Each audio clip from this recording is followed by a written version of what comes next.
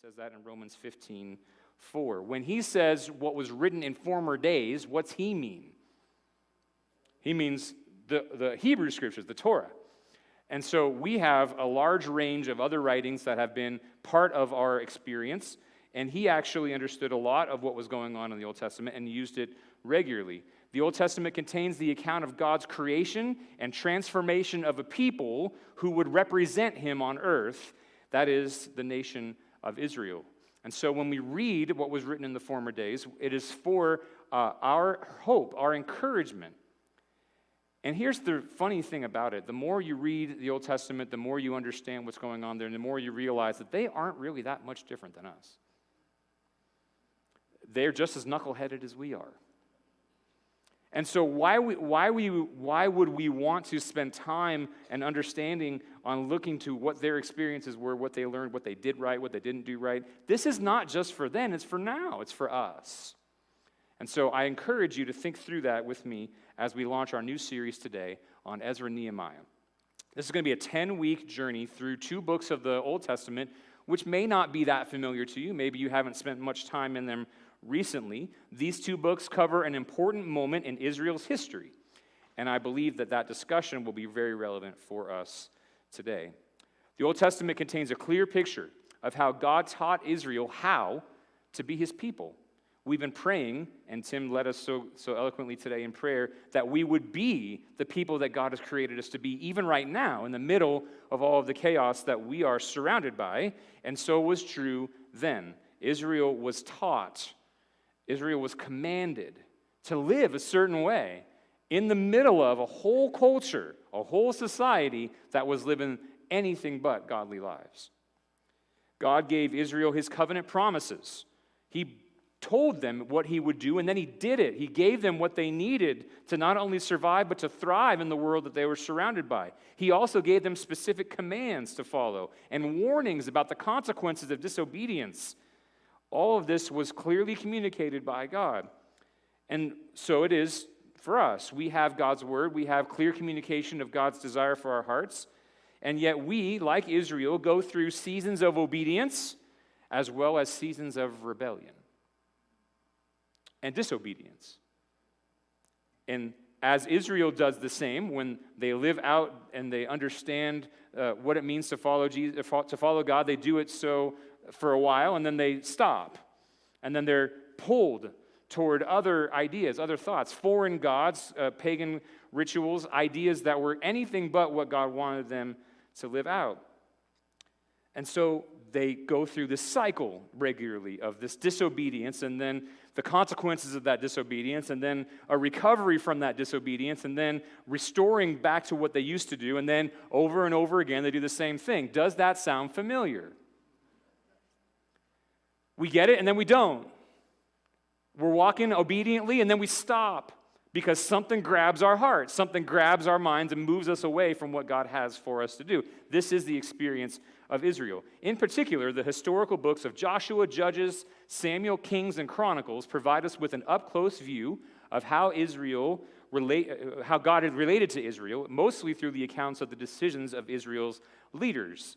In addition, in the Old Testament, we have prophetic books like Isaiah, Jeremiah, and Ezekiel that help us to have God's perspective on all of these events and his words to Israel throughout their history. So we have a historic account of what Israel did, and we have the prophetic books to tell us what God thinks about all of it and how he's going to fix it and how he's going to change them. And Ezra and Nehemiah is no different. As we begin today in this series on Ezra and Nehemiah, let's begin with an overview of some of the key events of this time. I'm about to fly over a lot of years of history in a very short period of time. You do not have to take notes on this. It's okay. I don't feel like you have to. But it's important for us as we arrive at the events of Ezra and Nehemiah to know how we got there. So let me just do that for you briefly. Here are some of the major events of Israel's history. We start with Israel's forefathers, Abraham, Isaac, Jacob, Joseph. God created the covenant with these people to give them assurance that he was going to create a nation and he was going to give them what they needed whenever they needed it. He was going to demand from them obedience and a careful connection with him. They, of course, end up in slavery in Egypt. We all know this, evil Pharaoh and the plagues. They're led out of that slavery in Egypt by Moses. And so the Exodus begins. They then conquer Canaan after years in the wilderness with Joshua. They struggle with that cycle of disobedience and restoration in the Judges over and over again. I'm going to obey. No, I'm not. Yes, I am. No, I'm not. They continually go through that cycle. Then we get some kings. King Saul, not the best guy. King David got it figured out a little bit better, even though he was not perfect himself. And then King Solomon comes along and solidifies the nation and builds a temple, which we'll get to in a minute. Shortly after that, civil war breaks out amongst the nation, and now we have two kingdoms. We have the northern kingdom and we have the southern kingdom. The northern kingdom of Israel is conquered by Assyria, and the southern kingdom of Judah is conquered by Babylon. So we go from a people of God's creation, a promise given to give them everything they need, all the way through the cycle of history of obedience and disobedience, of restoration and rebellion, all over and over and over again. And then we finally get one nation that seems like they got it together, and then they split, and they fight each other. And the northern kingdom gets conquered, and then the southern kingdom gets conquered. This is the entirety of Israel. Now, again, there is so much more that could be said about everything that's on the screen right now. That's not my intention. I just wanted you to see how we got here. Israel is conquered by Assyria, and now the southern kingdom is left, and they are going to be conquered by a little nation called Babylon. And now we have the moment that we see Ezra and Nehemiah speaking into. The ironic thing about all of this that we're about to talk about in these next 10 weeks is that before the Civil War took place, things were good, generally speaking. They were moving in the right direction. And the writers of the Bible blamed the destruction, blamed the conquering of the northern and the southern kingdom on the ungodly leadership of their time, on the regular disobedience that the leaders led the people into. And evidence of that claim could be centered in two new places of worship that were given by these leaders, complete with their golden calves. Imagine being the leader of Israel and then saying to yourself, you know what, I'd rather not worship God. Why don't you worship me and this golden thing that I'm going to build? Can you go do that? They're leading people astray. They're leading people away from God. And so these idol-worshiping pagan rituals that were increasingly part of Israel's society began to take hold, and suddenly they're conquered. Once the northern kingdom was gone, the southern kingdom was a sitting duck, and the Babylonians arrive and take the people captive beginning in 607 BC. They begin, over a period of years, to take people from their homes and move them far away. The area now we know of as Iraq and Iran became the home of these exiles after the conquering took place.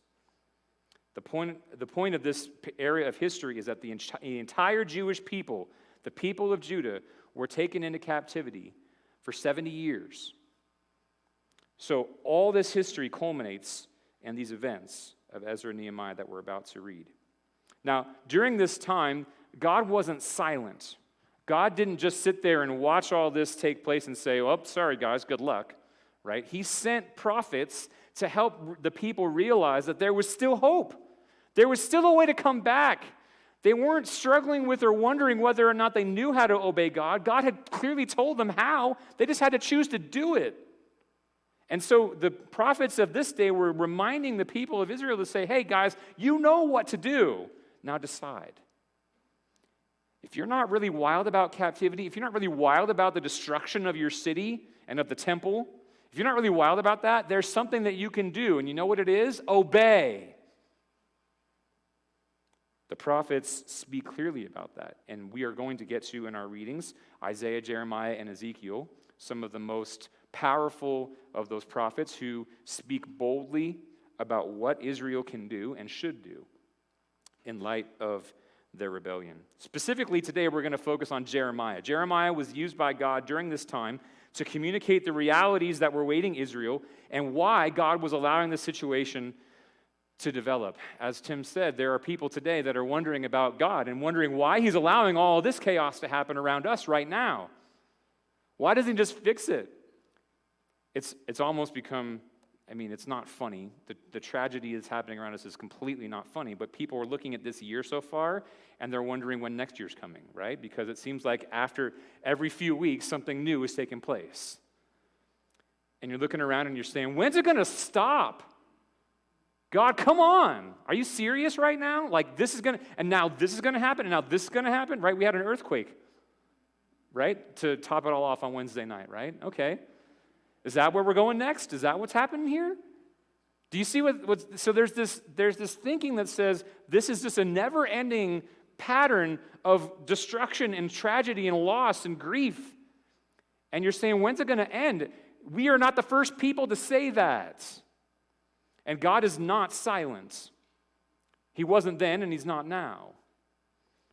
I want to show you what he has to say to the nation of Israel then, so that we can understand what he might be saying to us now. Consider what Jeremiah writes in chapter 25 of his book.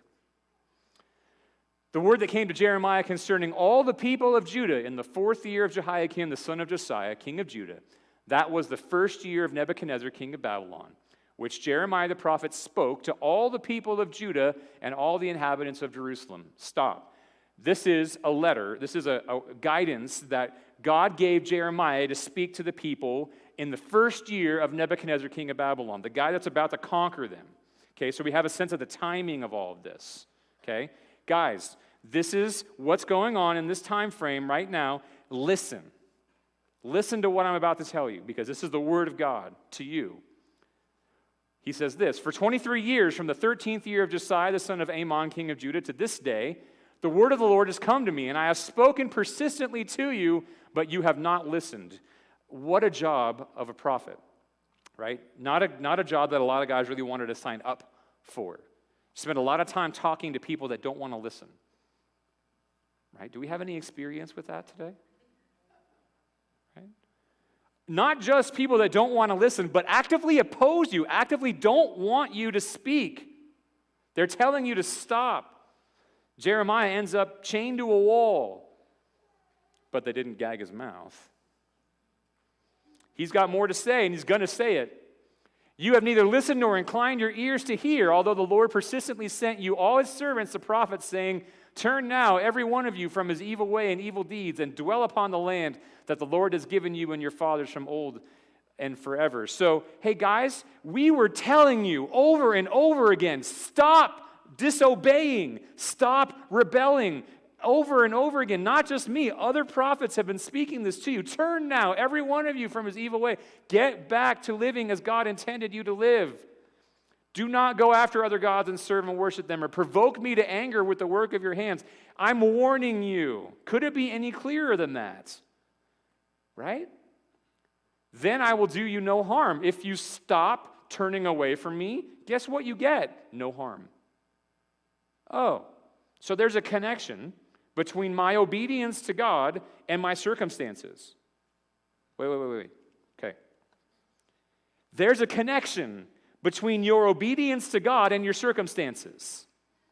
Consider your sin. Consider the struggles that you specifically have. How much of it is connected with your sin and the decisions that you make? This decision leads to this result, right? Cause and effect. And how many times do we want to blame it on something else or someone else? Do you hear what I'm saying? Even back then, Jeremiah is trying to get these guys to realize when you're told to obey, when you're told to follow God, and you don't be surprised when stuff goes wrong, because it's gonna. He's trying to tell them over and over again, don't go after other gods. Don't disobey. Don't let your mind be taken away from what I have for you.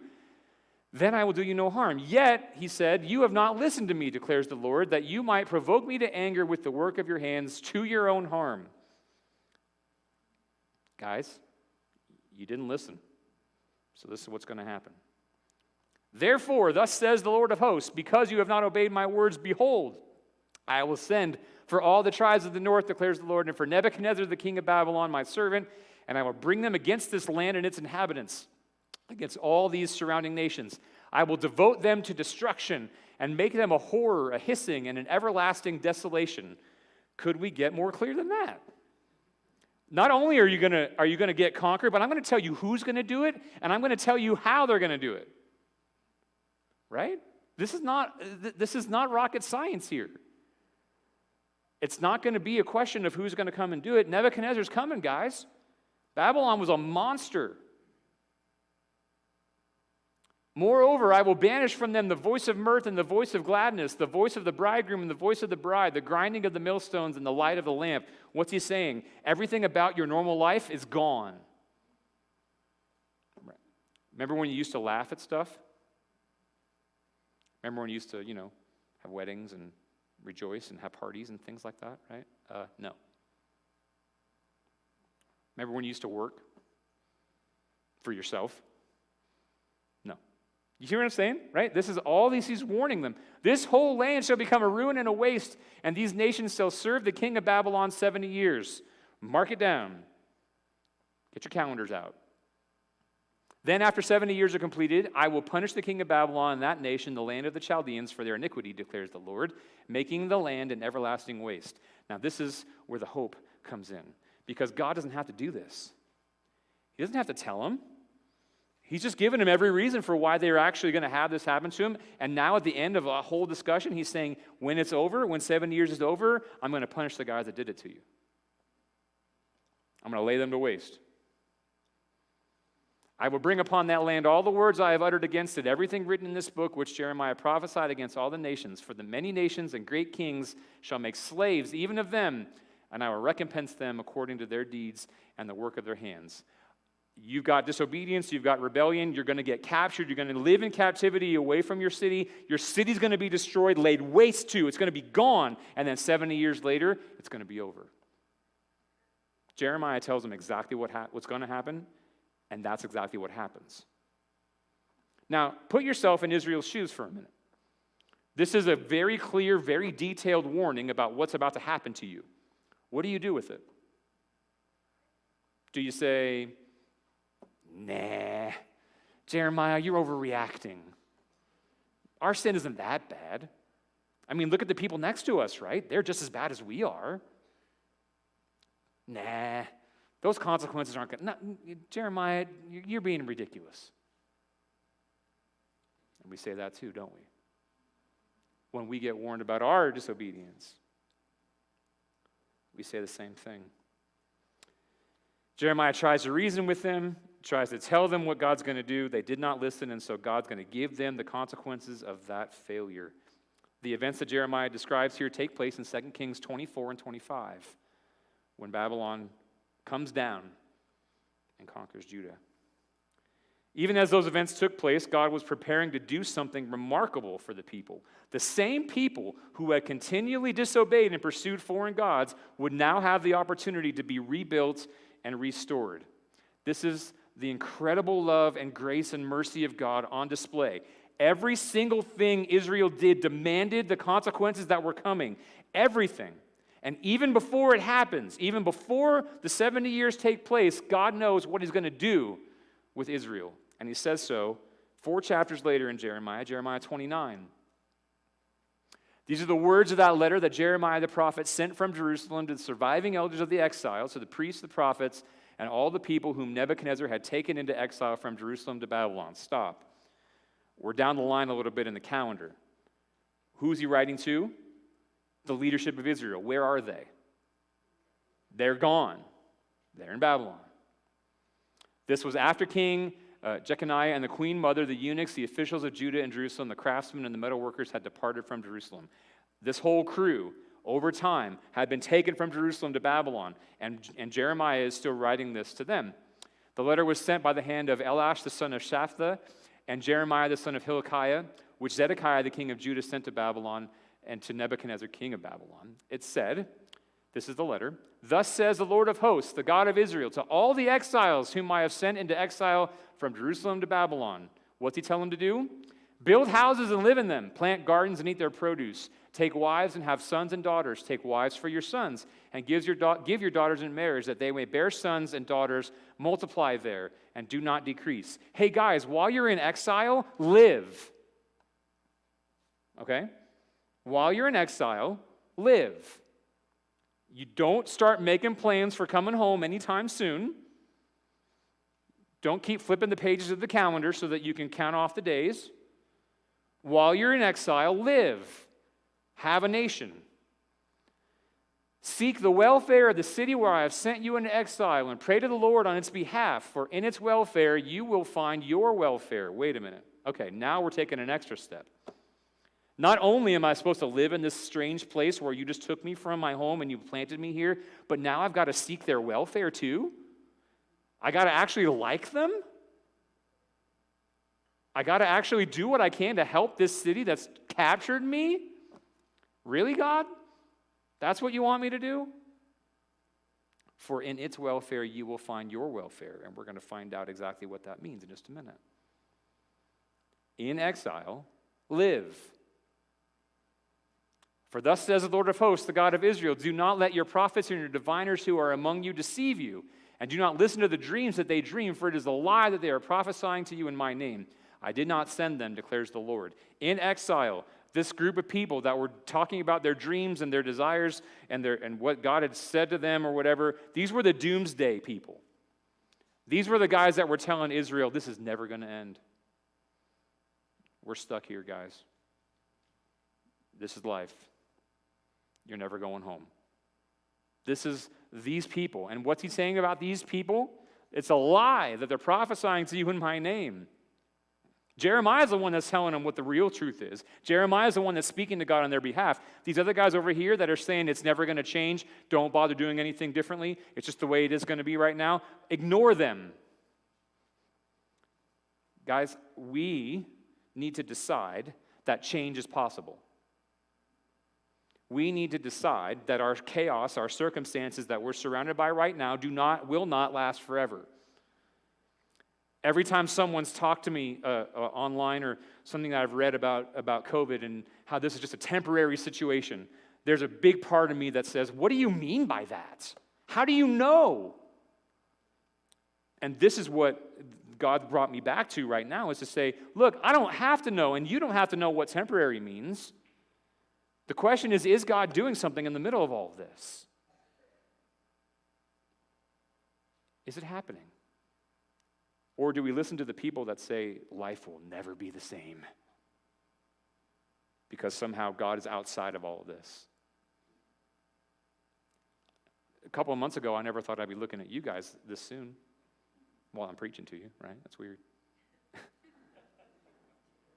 No, and there were days in the middle of that time that I was angry about the whole thing. I'm like, God, why are you taking this? This is the worldly way of thinking about it, right? We were doing great before this whole COVID thing happened. We're still doing great. Not because of us and not because of me. You know what I'm saying? This is the way that we look at this world and we look at the circumstances around us. Jeremiah here is telling these guys, look, this is what God is telling you to do. Ignore all the doomsday people and the naysayers that are telling you that this can't possibly be God. Don't let that thinking get in your mind. And then, for thus says the Lord, when 70 years are completed for Babylon, I will visit you and I will fulfill to you my promise and I will bring you back to this place being Jerusalem, where Jeremiah is writing from. For I know the plans I have for you, declares the Lord, plans for welfare and not for evil, to give you a future and a hope. How many of you could speak that last verse while I was reading it? Just grab verse 11 right out of chapter 29, and you can put it on a coffee cup or a sticker or a t-shirt, and it's awesome. But what's he talking about? 70 years of exile, suffering, the destruction of a city, and then it's going to end. We want it to mean God's got the right answer for us, and the trajectory is going to be great, and everything's going to be fine, because he knows the plans he has for us. What are those plans for Israel right now? What are those plans? Exile. We don't like talking about that part. So we grab the verse that we like and we leave the rest. Don't do that. Don't do that. When 70 years are completed for Babylon, I will visit you and I will fulfill to you my promise and bring you back to this place. Then you will call upon me and come and pray to me, and I will hear you. You will seek me and find me when you seek me with all your heart. I will be found by you, declares the Lord, and I will restore your fortunes and gather you from all the nations and all the places where I have driven you, declares the Lord, and I will bring you back to the place from which I sent you into exile. If I'm in exile, doesn't that sound pretty good? It's good, right? 70 years, though. Can't skip the 70 years part.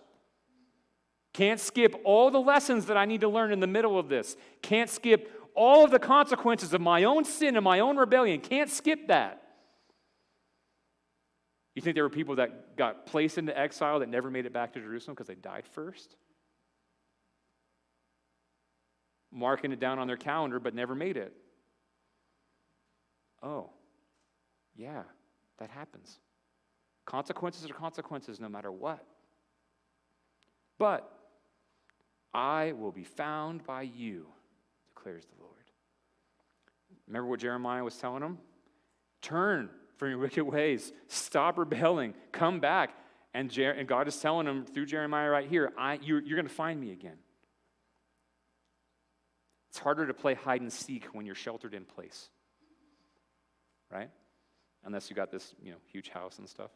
We used to play hide and seek at my old church with the student ministry, and there were some of the most creative hiding places you can imagine, right? Smaller kids could fit into cabinets underneath sinks and stuff, and you're looking around all over the place for them, where'd they go, right? It's tougher, though, when you're stuck in the middle. You can't hide as easily. God is not hiding from us. He's not running away. He's not going to be in the last place you look. And it might feel that way right now because of all the stuff that's going on. In the middle of exile, Jeremiah tells this nation to live and then to realize that there's a plan in motion to bring them back, to restore them. But what has to happen? Call upon me, seek me, find me. That's what he's telling them to do. And if we start treating that like the most impossible hide-and-seek game, we're totally misreading God. He's not hiding. You don't have to wonder if he's still at work right now. You just got to look. And too many of the things that are in our face, in my face right now, make it hard to see. We got to stop. We got to stop thinking that God is not in the middle of all of this, because he is. But he's calling us to do something in the middle of all of this. I will be found by you, he says. That's the plan. They're still in captivity when they hear this. They are at peace. They have the basics that they need to survive. They're part of the Babylonian culture, which is weird enough as it is. The same thing that happened in Egypt happens in Babylon. They're actually able to live, sort of, right? They're sort of living, even though they're completely in exile. They're not free to move everywhere they want to, and they can't go home. But they've got this life that's going on. And so now Jeremiah is saying that at the end of that 70 years, you're going to go home. And some of them are like, oh, I get to go home? What's that mean? And that's where the book of Ezra opens. That's where the book of Ezra opens. This is Ezra chapter 1. In the first year of Cyrus, king of Persia, that the word of the Lord by the mouth of Jeremiah might be fulfilled, the Lord stirred up the spirit of Cyrus, king of Persia, so that he made a proclamation throughout all his kingdom and also put it in writing. He says, thus says Cyrus, king of Persia, the Lord, the God of heaven, has given me all the kingdoms of the earth, and he has charged me to build him a house at Jerusalem, which is in Judah. Whoever is among you of all his people, may his God be with him, and let him go up to Jerusalem, which is in Judah, and rebuild the house of the Lord, the God of Israel. He is the God who is in Jerusalem. And let each survivor in whatever place he sojourns be assisted by the men of his place with silver and gold, with the goods and with beasts, besides freewill offerings for the house of God that is in Jerusalem. Then rose up the heads of the fathers' houses of Judah and Benjamin, and the priests and the Levites, everyone whose spirit God had stirred up to go to rebuild the house of the Lord that is in Jerusalem. Pagan god king, as he calls himself, Cyrus, is moved by the Spirit of God to say, hey guys, go home. You want to go home? Go home. But not just go home. Don't just go back to your normal life. By the way, this whole thing is a fulfillment of Isaiah 44, verse 28. You can read the whole of chapter 44 if you want more information about this. But this was exactly what was prophesied. God was going to grab this pagan king and turn him so that he would let the people go home. Cyrus was God's tool to get this done. But not just go home. They are not to just settle back in. They're to do something with their home. They are to rebuild the house of the Lord. Build him a house at Jerusalem.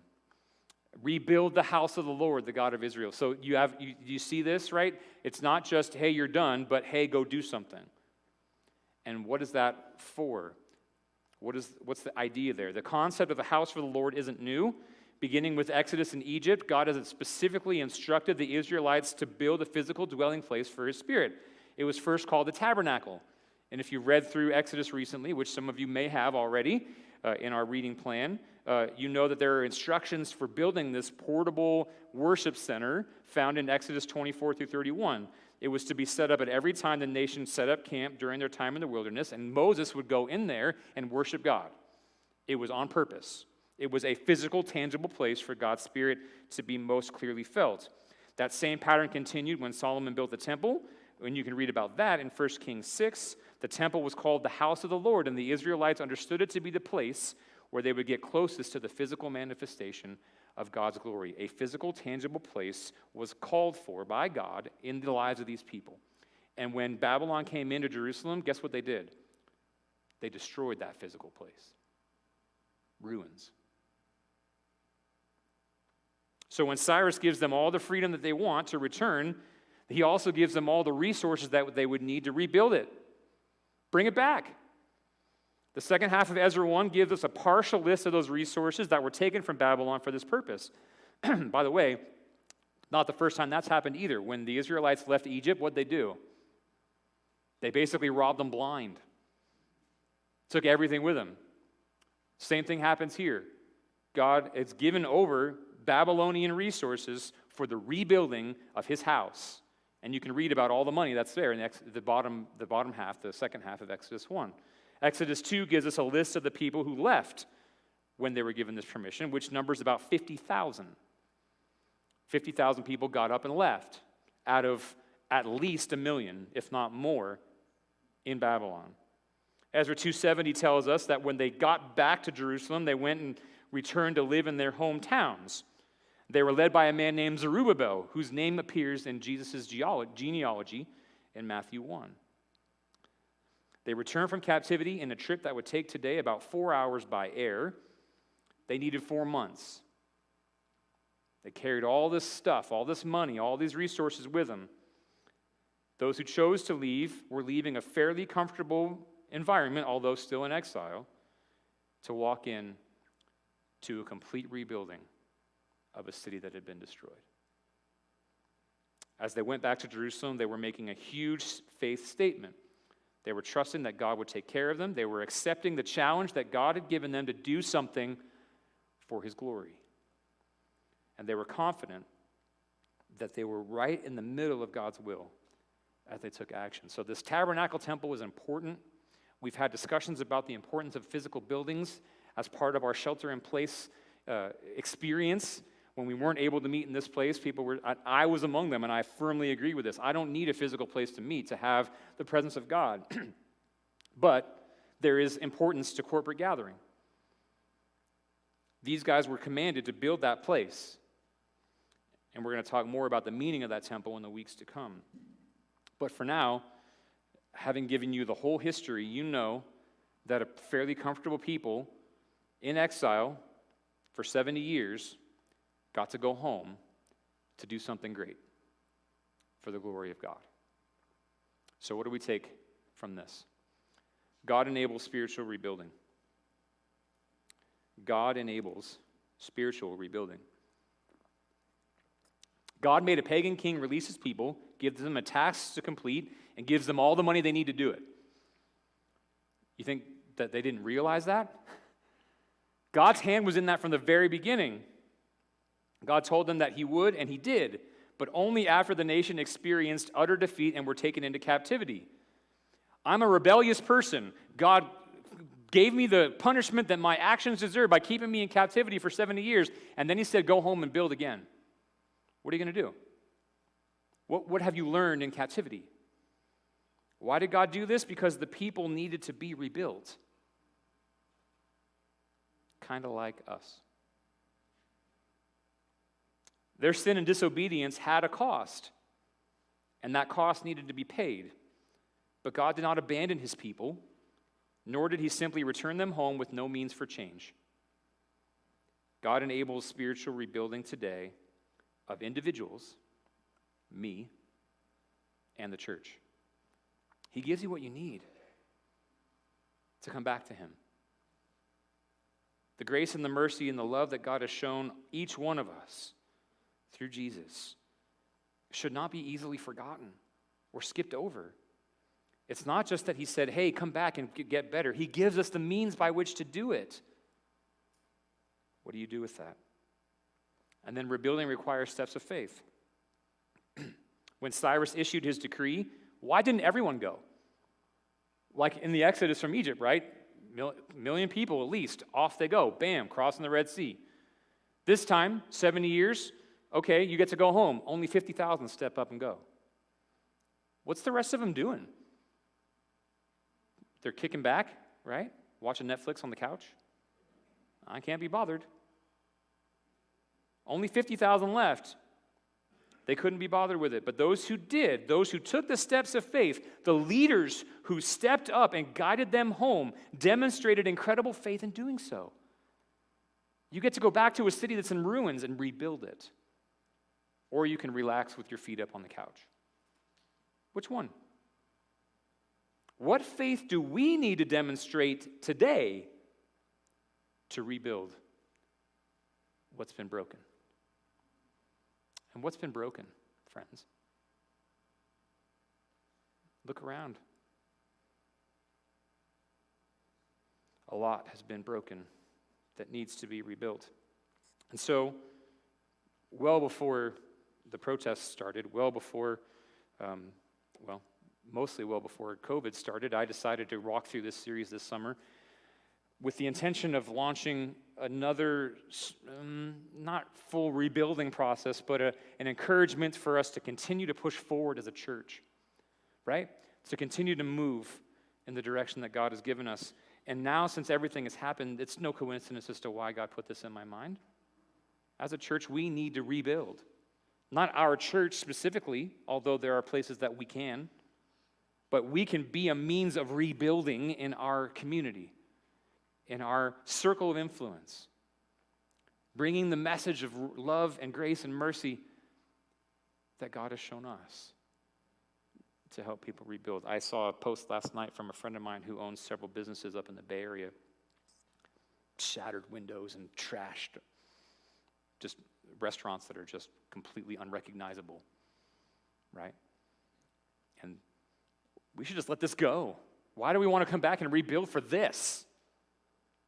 And she talked through the meaning of what they do there and how they employ people and how they're investing in people's lives and how they know who their employees are and how they're striving to continue to invest in their lives even in the middle of all this. And these employees that they had are there pushing brooms and cleaning up glass, putting their workplace back together again, not knowing if they're even going to have a workplace to have by the time it's all said and done. You hear what I'm saying? So the decision is, do I go back? Do I rebuild? Do I start again? That's a physical example of this. What's a spiritual one? There are people in this room, there are people watching me right now who are spiritually dead in just as much of a ruin as Jerusalem was when the exiles left. Can you rebuild? And where do you start? You start with the cross. I'm going to ask the elders to go ahead and get in their places as we prepare for communion. Spiritual rebuilding is made possible because of the cross of Christ. Because he gave us everything we needed. He paid the penalty for our sin. He took our place on the cross when we had no way of making ourselves righteous in God's sight. There's nothing we can do to save ourselves. Nothing. It's only him. And so